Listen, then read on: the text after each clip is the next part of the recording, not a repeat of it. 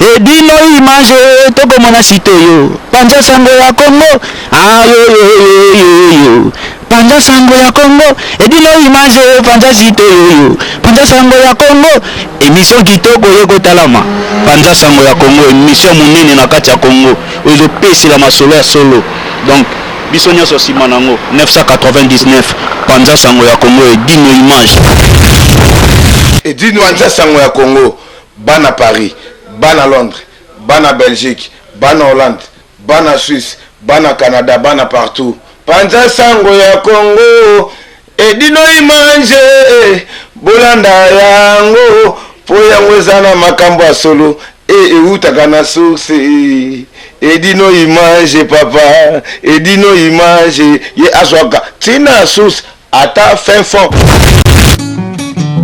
tour du monde Edino image Panja sango bilili yekola koloba vérité mama pambo makiadi franco alobaka solo mobuki lokutana ndokise moto moko tata na bino sabolo edongolo miso okolimwa na Margedon. Est-ce que nakosi edi le tour du monde bakolimwa Edino image champion de... Bonjour, bonsoir, Naba na www.panzasangokongo.com avec toujours votre humble servante, la Beyoncé de la presse, autrement appelée Blanc Blanc, la Beyoncé Blandine Osako. Nous voilà dans une ville VIP, on peut dire, hein, dans une ville bourgeoisie, hein, c'est du bourgeoisisme. Voilà, dans un palais de sport Marcel Cerdan. Ça se trouve justement à Levallois-Perret en fait. Vous prenez juste la ligne 3 et vous trouverez juste une grande salle de sport avec une très belle réputation. Voilà, nous avons été invités par le maître Touramon Malemba Table et le maître José Odax Ngoufolo dans le pièce qui lui a été donné dans une salle bien réservée pour le sportif, pour rendre un grand hommage à notre sportif qui nous a quittés, ça fait de cela presque une semaine, depuis le 4 juin, qui a été enterré le vendredi dernier. Le 10 juin 2016, ils ont pu penser à notre site, ils ont pu passer à moi en disant non, Blanc Blanc, il faut que vous soyez là pour qu'on puisse rendre un dernier hommage à Mohamed Ali. Voilà, nous allons entrer ensemble pour découvrir à l'intérieur comment ça se passe.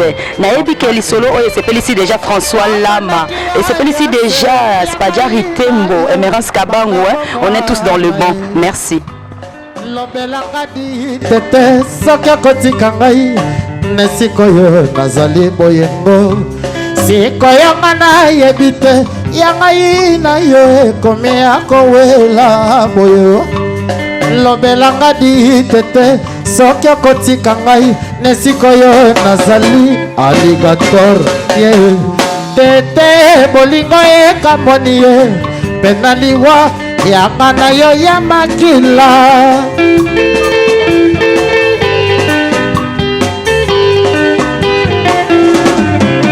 Voilà.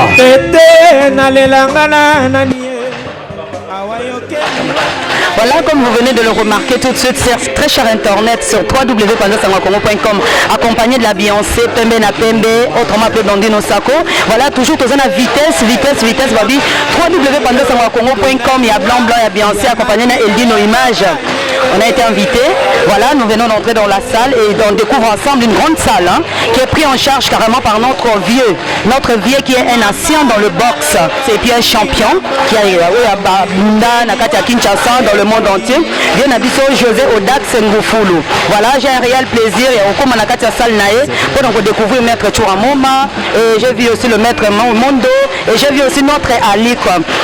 Bazana pour nous rendre hommage à Mohamed Ali qui est décédé, qui nous a quitté depuis le 4 juin 2016 et qui a été enterré le vendredi dernier, le 10 juin 2016. Sans plus tarder, nous allons passer notre micro-baladeur à chacun d'entre eux pour nous donner leur impression concernant le décès, la perte de leur portail. Merci. Voilà, comme je viens de vous le dire tout de suite, nous sommes dans une grande salle, la ville de Levallois-Perreux, voilà. C'est juste à la ligne 3, au pont de Valois-Perreux, une grande salle, c'est le palais des sports, voilà.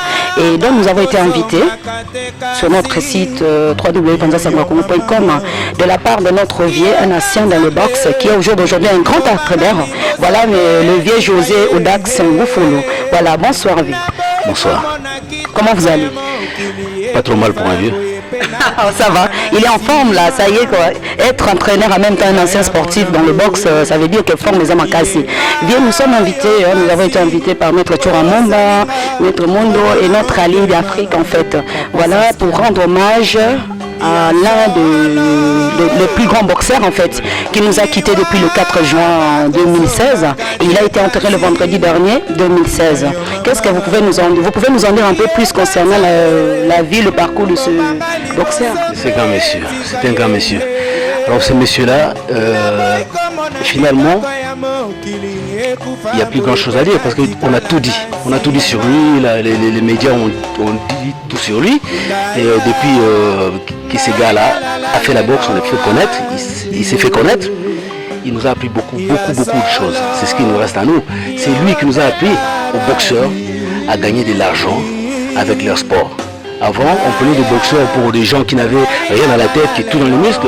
Ces gars-là nous a appris à gagner des sous avec notre sport. Il nous a appris à devenir des entrepreneurs ensemble. Parce que nous sommes une entreprise et notre capital, c'est notre force.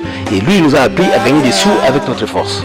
Avant, tous les boxeurs étaient exploités par les promoteurs, véreux ou pas, en tout cas, ils étaient exploités. Et lui, il nous a appris à gérer notre argent, à faire en sorte que les boxeurs deviennent des gens qui ont des sous. Et non seulement ça, ces gars-là, il a changé la boxe, il a modernisé la boxe. Avant, les gens ils se battaient face à face jusqu'à ce qu'il y en ait qui tombe. Lui, il est venu, il a modernisé la boxe, il a rendu tout le monde fou. Il a bougé, personne ne comprenait rien, mais il gagnait ses combats. Je ne sais pas, j'ai tellement de choses à dire que je peux rester une heure à parler que de lui. Voilà. Mais s'il y a une autre question par rapport à ça, je répondrai. Concernant le parcours du grand boxeur Mohamed Ali qui nous a quitté, le défunt Mohamed Ali, en fait, par rapport à ces compétitions, quelle est la compétition qui vous a plus marqué en fait, dont vous arrivez un petit peu à vous rappeler? Son premier combat du championnat du monde contre, j'ai oublié le nom, Ça s'est passé aux États-Unis. Quand il était devenu champion de... Rappelle-moi, Sonny Liston, quand il a rencontré Sonny Liston, 1964, c'est là qu'on a vu, voilà, c'est là qu'on a vu les gars Mohamed Ali qui bougeait, qui frappait, et avec son style un peu paradoxal, il arrivait à mettre le KO, la privilège de devenir champion du monde tout en bougeant, en frappant. Il avait devant lui Sonny Liston un tueur, mais il a mis KO avec son style. Voilà. Et il est arrivé même, si je vais aller plus loin, il est arrivé même à battre Foreman qui était un tueur, qui a détruit tout le monde. Il est arrivé à les battre par KO. Donc non seulement il n'était pas seulement fort, il était aussi intelligent pour pouvoir battre un mec comme Foreman. Par KO, il faut le faire. Merci beaucoup notre vieux José Odax Ngoufoulou, merci. Par contre, pour les personnes qui ne vous connaissent pas, c'est vrai que vous êtes d'origine congolaise, ça fait un bon moment que vous êtes ici en Europe, hein. L'effet d'avoir déjà une salle dans le Valois-Perreux, quand même, c'est pas donné non plus à n'importe qui, il faut quand même montrer ses valeurs, sa façon de travailler et tout ça, donc c'est ça, je peux dire, c'est un cadeau pour vous en fait. Pour les personnes qui ne vous connaissent pas, est-ce que vous allez nous rappeler un petit peu les combats que vous avez eu au niveau de Kinshasa? Qu'est-ce que vous avez marqué le plus? Oui, mais bon, par rapport à la salle, puisque vous avez parlé de la salle, il faut que je vous dise une chose, ce n'est pas un cadeau. J'ai trimé haut et sang, j'ai saigné haut et sang, j'ai sué haut et sang pour pouvoir avoir cette salle. Pourquoi? Ils ont vu ce dont j'étais capable de faire et ça ne vient pas de moi parce que moi j'ai pas inventé la boxe, je suis né, la boxe existait déjà et nous on a appris à Kinshasa avec Ngunza Kibali à Kalamu, je suis venu à l'Europe, j'ai boxé, j'ai pas fait une bonne carrière, pourquoi? Parce que quand je suis arrivé, il fallait manger, il fallait payer son loyer, je suis pas arrivé. Donc comme j'aime trop la boxe, je suis resté dans la boxe, je suis passé entraîneur, j'ai fait un champion du monde, j'ai fait champion d'Europe, les gars que vous avez vu là, il a fait 7 championnats d'Europe, celui que j'appelle, voilà, il a pas, Turan, il a fait 7 championnats d'Europe. Et j'ai eu un champion du monde, Suleiman Baye. Malheureusement, à cette époque-là, les Congolais pensaient que j'étais pas un bon entraîneur, parce que les Congolais ne sont jamais venus chez moi. ils ont compris après simplement. Avec les blancs, ils ont compris que ces gars-là, il est bon, ils m'ont donné une salle. Enfin, mes compatriotes commencent à venir. Et je suis content qu'ils viennent. J'aurais bien aimé qu'ils viennent bien avant. J'aurais fait des grands champions. Quoique c'est pas trop tard, on arrive toujours à faire de bonnes choses. Voilà. Un petit mot de la fin pour vous, hein, le temps que je reçois les autres. Voilà. Moi, le dernier mot que je peux dire, je demande à mes compatriotes, qu'ils viennent s'inscrire au club de Levallois. Ça ne coûte pas cher, mais c'est l'un des clubs les plus réputés. L'adresse complète, c'est 141 rue Danton, 92 300 Levallois. Vous prenez le métro ligne 3, je crois, vous descendez à Levallois, vous êtes à 2-3 minutes à pied, ça dépend comment vous marchez. Mais venez nous voir. On va vous préparer, si vous voulez un peu partir dans d'autres clubs, vous partirez, mais venez d'abord voir. Et vos horaires, c'est on travaille de 17h30 approximativement à 20h30.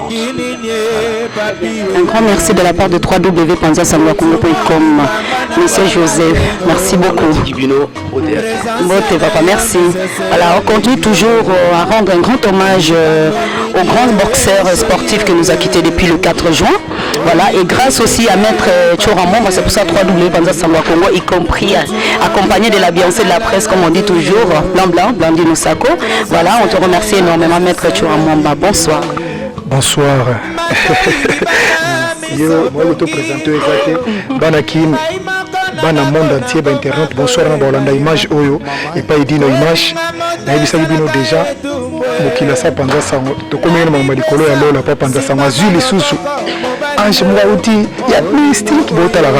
Mikolo Botala, 2016, va ça trophée bientôt à la fin. Avec Edino, maintenant, on va trophée la meilleure. Oh, pour Nanine, Donc, merci vraiment. Alors, Maître Chouamama, nous sommes là pour rendre un grand hommage à Mohamed Ali, à Tikibiso, à Katia Mokili. Il y a un en fait par rapport à la disparition, il y a un marqué dans la vie, parce que tout ce qui est un système à témoignage, en fait. Moi, parcours à Montelo et marqué, et ensuite. Bon. Biso en tant que Congolais d'abord, dans le monde entier, en tant que Congolais, Mohamed Ali est américain. Mais ce qui me dit Biso, et qui à partir de 74, les grâce à combat en Afrique. On a une botamité, je crois. Pas du tout. Biso Zalagi déjà. Eddie Zalagi. Donc, Eddie Zalagi déjà. Mais yo Zalagi dans nous. On a un zaméra dans la salle. Pour bien le voir, on a ça Nicolo. Donc en 74 déjà, tant au moment d'aller dans Foreman, d'aller dans Mboka Nabiso, donc tout ça, Mboka Nabiso qui connu partout dans le monde entier grâce à ces combats. Voilà pourquoi même temps à Koufi, quand Bazolo de la Makaba grandeur, naïe, valeur, naïe, Bazolo courir toujours dans ex-Zaïr Nabiso wana. Donc après c'est que Biso valeur. C'est pour ça que tu vends tout le monde non. Un grand homme où appelle ça que honneur dans Mboka Nabiso, tant ba boxer il y a danger, ba bima na Mboka Nabiso, to côté que l'indifférente et tout le monde qui faut tout bien ça Panza Sangopo. Le rôle là il y a numéro 1 à Paris en France avec Maman Nabiso ya kitoko boya to solo na bino longo on monte ça bino de plus grand souvenir c'est ça combat moment ina Foreman oya sala wana la Beyoncé blanc il y a la musique batikala bango donc on moni ça dit que to séparer le quoi image à sala pour na mboka na soto ko tika l'indifférente ya moto ko rendre vraiment hommage ba fleur et belé on a ma confiance qui ngomona bangi te wana na ça rabino moni boulot est difficile de le Samson de ce qu'on na yebo moni mutu normal mais ce que makambe koti donc on va changer tu vas surtout tout le monde a moni elonga ange Mohamed Nabiso d'Afrique elonga ange lo azobi nabi maman mbote mais elle a mona sini ma confi nabi na bela kaot moni maman to le batu mususu au moins na nzela bonzo kwa des anzota piège de mona nde obetami gratuitement ma casse belé koleka donc na boxe na to moni boxe vraiment un sport noble sport moni batu mingi ba mama c'est belé même ba discipline belé ba ko moni ngosa la boxe parce que ça noble au mona mutu msoza mukie na za na valeur koleka yango moni ndenge to le baka biso ba ba verbe nzoko ko za la ngola ko za la mukie malika balai na kimukolo chora na maloba nde eldino image moni mutu nao abuka aka lokani ngolo na mukie na wana ko za la mukolo balai donc eloko boko mona mukie mais za na grandeur ko leko mona munene yango moni to za na biso ka mikie par rapport à batu bino mona ka mais on a des valeurs même sous par rapport à bino ko kanisa ate. Là, tu as tout dans ça là. Normalement, étant sportif, boxeur, voilà. So mon tazo ça bango entraînement, ça veut dire une mise en forme, et en même temps peut-être moi compétition mon brisant en nzela. To éviter ba projet sur ko ça ba fan na yo ba internet to ba linga le mettre chora momba. Allez, yemo ka bet la bino ko. Moni bokasa kala benga biso le mbatable pour la combo moni na rata sala to ça entraînement puis na quelle ville les Valois. Donc cela veut dire que vous se trompera, détrompez-vous. Donc au côté de temps nous là vous travaillez déjà. Oui effectivement tous en manifestation moi des 30 jeunes en Kin à stade de Martyr donc on a combat donc ça vraiment une grande fête un jour indépendant tous invités kuna. Oui nous aucun d'ici le 24 là. On va souka na repos.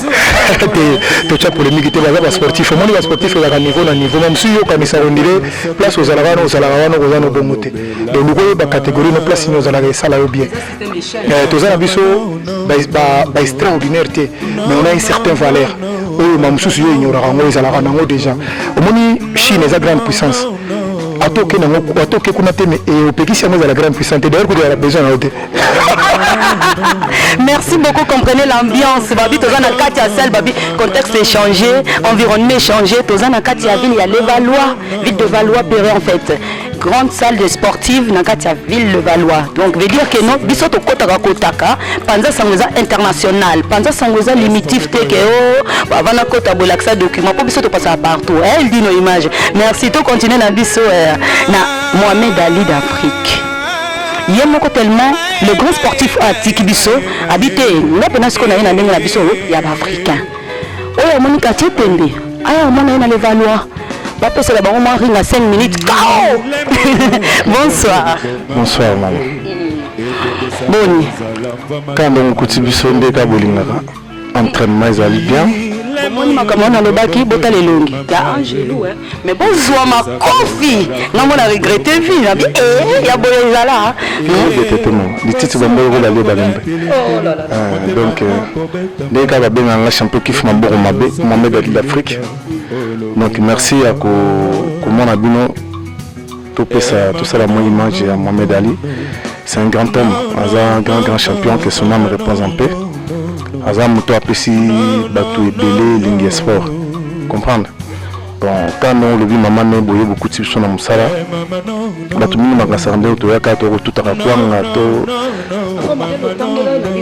mon aki démarche mais le faire enquête ba kila ku fata me dile ku fait mais pas de faux pas et on a donc plaisir à trop to yaka to se plaisir à mukili surtout les sportifs toi là monsieur la voité mais ce qu'on déconne faut moi va corriger pour ça moi bien comprendre tout ça les sportifs il y a barre pour système belé comme na baba sous na bar yo kaluket maître ceux qui nani 15e dame mais surtout le palmarès na négatif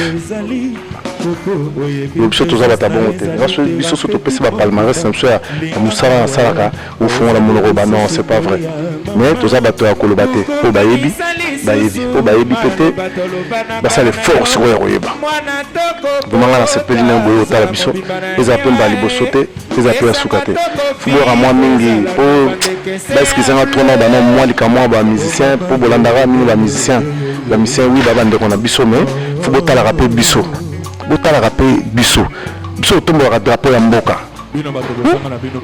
surtout tali ndeko na biso Yuri Kalenga auto c'est le championnat du monde mais on n'était pas au courant voilà championnat du monde a tomboli drapeau ya mboka mais bino bozate mutazangi ni kana na poto azate nous on entre partout avec Panza Sangwa Congo juste une invitation c'est tout ils ont des images moko ozanga ngote ah ouais ils ont des images moko ozanga ngote mais ninga za wana robunda sous bientôt.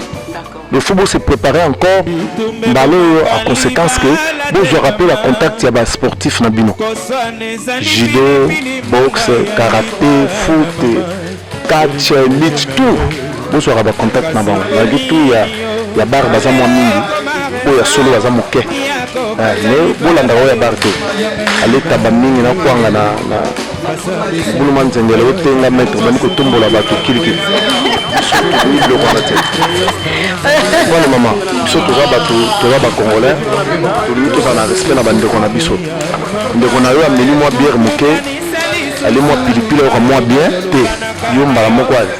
tipo nenga langue boye na pour aller pour bien donc non je demande qu'on a c'est pas gentil même bandeko ba ça na ba porte surtout tout ça sur ba benga pe ça na termine la porte pour ça sur les sportifs donc tout ça la sécurité ya bandeko na biso o bazo relia moi tabac o ba oui client et roi ce qui a voilà ce qui a foutité à sombité yo ba futa wote tout un esprit ya kolingana na Congo esprit amour esprit bazo ba dialogue to solo là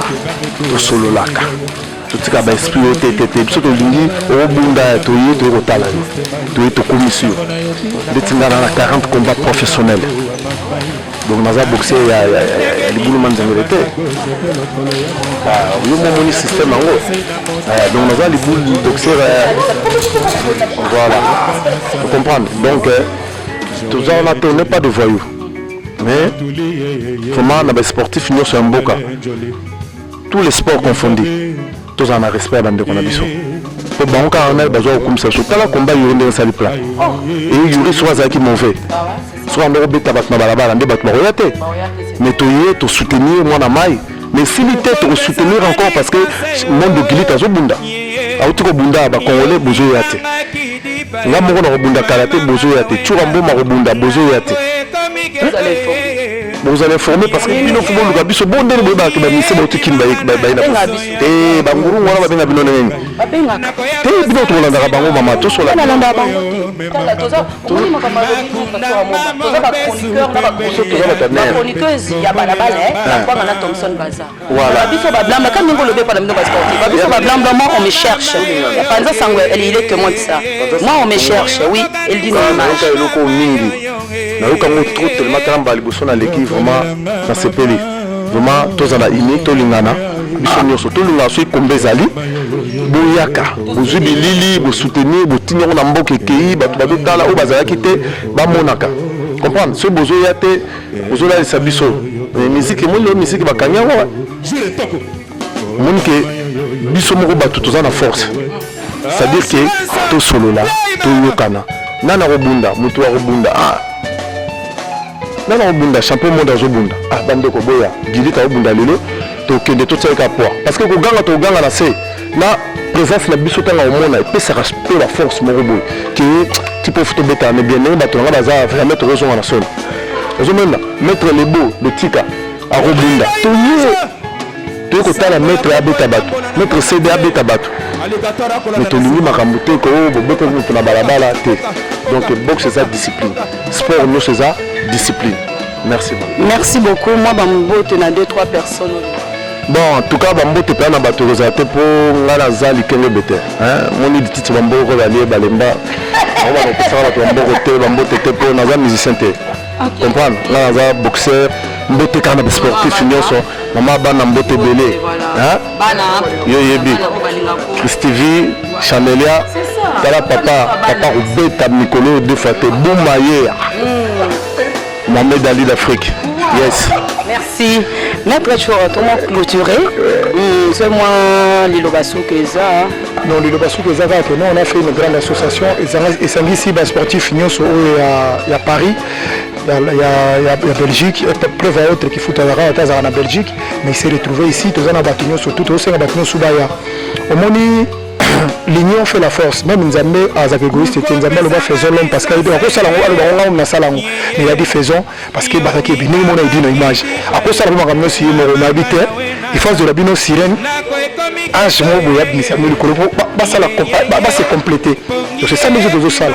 Donc maman ça tout va pousser na sport ezali toujours que nabiso toujours pousser na le 30 juin déjà sous comme événement na Kisasa na EBCO. Na EBCO edino image na EBCO kama data lelo Christivi Mboma Melvin Mboma Carmelia fête la fierté de France à petit na journée wana na EBC bino botombola bandero bana Belgique bana Liège mais bana kinde ba EBCO mobilisation ezali mère na ngai au monde to na les valeurs ont ouvert à tout le monde depuis que ça m'a touté. Bon, on a besoin de s'entraîner, de commissaire, de bango et d'une image. N'est pas qui fait un champion qui fait auto le bas. Tout le monde diminué, tout y a mettre, il y a des ordres, tout y a mettre à mon bout. Donc, donc to ya maître ya mobulu to ya ba maître et puis polémique là ça rabino toujours les langage ba faible sur l'émission le wana ba titre na yo na lo ba chaque fois oui le ba titre au sala na vie sportif au sala nini ko tuna moto to yeko na nani yeko te ngai netinga so tuna na wesa yo trois fois champion du Congo plusieurs fois champion de Kinshasa champion d'Afrique champion de Luanda oui na poto zo bunda toujours tout ça wana nga nous siko yaka lo ba yo sala rapona ba titre sala bien. Donc vraiment ils ont prêté bato bazolemba comportement wana bato bazodéplorer yango trop tozobata makasi boya awa tobeta na bao awa nde place akobeta na bien oya fort omoni ke nonga fo awa nga eza nango permis oye na force ndenge yo olingeli oyawa obani ndenge tolingi ti na suka topesani ya mbote toke na biso omoni tokobunda na kifla lobi tokobunda tokobunda na bamondo lobi na tout le monde sans haine tosilisi toke tosukoli toke na so parler c'est ça boya awa oleya kosala bomoni bato na nzi bomoni bato akovimbana vraiment Congolais to changer mentalité 2016 na monde ya kutoa makambo c'est sila kibato ko moi kimia na isa kibango déjà la police a sala musala na ile olete la police a sala musala na isa na isa kibango so ki mettre betio otika bongo te la police a sala musala na ye il faut pas joyer ba chai au monde kozonga pasteur ba kini de ba retraite aba bi pasteur ko sala na tene ebisio tant que moto liboso abetami botiki ye moto mbale misato robeta so moto liboso sa betami bokomi na police deuxième au banga robeta deuxième moto aboya ko ba problème faut que salama été yango ezoya edino image tozali comme tokolo ya pona yoto to pesa au pouvoir nyosot talaka jeune moko boye abimi kaka boye bouleverser tous les données aye lisusu ye moko te bling bling Beyoncé bana bla mili omoni mpira bino ya bla mili yeyoti mokonzi ya mama bla mili donc vraiment na sepeli ya to l'imbattable Churambo manapesi vient na ngai José Audace Mufulu moto mundu mena motema mundele do moto mundu mena motema bon soko do vient na so bazaki na posa mundele mbetelo makambo to so la te mais déjà c'est déjà demain mundu baza Paris mon besoin déjà ko sepela bakamwe ayibisi ndelo mo sepeli singai azala banda kala vieux azako zoneka ba Camerounais ba tabikolo musupu azaire ba takokura na ye penate on a suki ba yaki ndembele to zana ba champion du monde ya danser on félicite petit nanga yuri ya passa yuri kalenga El Toro petit nanga moko ya palais grand champion yo yebi otomboki na robi zala calme makambezo kende bien ate ya yebi wala za so na bi atomboki ayebi slogan wana ayebi so na bi atomboki mo bazongi saka te to kende na donc mbote belé champion du monde na kopesa maître Zico maître Muze le Koloboko bon on va mettre belé talaka to yebi belé na Afrique du Sud tout ça papa massa na Afrique du Sud ba fort bato nyonso balanda image oyo na panza sangoto edino image epa Beyoncé champion bongo na Afrique du Sud napesi yo mbongo mbote bongo futi Gina Ekofo monument ya Afrique du Sud na MMA Alain Ilunga Sibor Chilombo Bonnet Kouama Rese Koulefwa nani susu masa Tirbo qui encore États-Unis pas sokuna Kacher ba masa na Angola maître Jonas 40-45 moni pas ça 40-45 Jano Gole Makumba Movial Tyson Makwaya bana mai na ngaboyebi kaka Melvin Miracle petit azala kuna boyebi mais aza caché wapi susu na Canada mbui pasteur Tyson mbayo Gibajo boyeki o na lo baraté l'international na ye donc na monde entier qui ça ko to lo batepo mbote mingi na ministre des sports Denis Kambai Chimpom pouve na ngai et dino image alobi na pese la ye vient na ngai honorable nani Pacho Pamba vie honorable ngai te dino image alobi na baxelo mbote fasa umela donc na bino donc le ministre ya sport ya Kisasa Denis Kambai un ministre sportif tout ça c'est qu'on a le monde mon coach Josette l'international coach le meilleur parmi l'Europe et dans le monde le meilleur ma camion dose la cabine qu'on a biso côté tout fin prêt dans à Paris pour des chapeaux na boxeur nyonso à Paris ya France ba judo camion so ba karaté camion so ba kickboxing full contact ba taju nyonso to lingi bino union fait la force l'imbattable Churambo mbote ciao. Merci beaucoup, merci. Vous venez d'avoir le maître Churambo l'imbattable.